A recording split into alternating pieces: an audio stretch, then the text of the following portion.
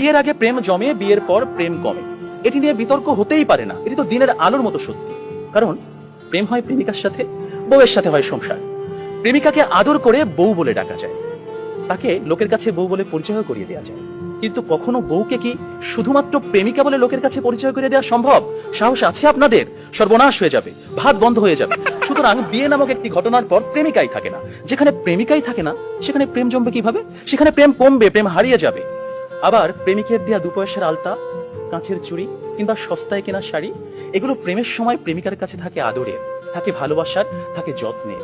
কিন্তু বিয়ের পর বউয়ের কাছে এগুলো হয়ে যায় চোখের বিষ। একজন সত্যিকারের প্রেমিকের প্রেমের উপন্যাসে বিয়েই কখনো শেষ পৃষ্ঠা হয় না। কারণ তারা জানে কোনো কোনো প্রেম না পাওয়াতেই পূর্ণতা খুঁজে পায়।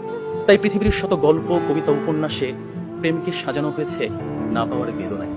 আর এজন্যই প্রেমটা আসলে বিয়ের আগেই, অর্থাৎ না পাওয়াতেই জমে। তাই অবশেষে আমি বলতে চাই, আমি যদি তোমাকে পাই তাহলে বিয়ের পর আমি হয়ে যাব দায়িত্বশীল পুরুষ। বিয়ের আগে যেমন ছিলাম লুতুপুতু প্রেমিক, যেমন ছিলাম আবেগী প্রেমিক, বিয়ের পর হয়ে উঠবো আমি দায়িত্বশীল পুরুষ। কারণ আমি জানি বিয়ের পর দায়িত্ববাদ দিয়ে প্রেম জমাতে গেলে সংসার টিকবে না।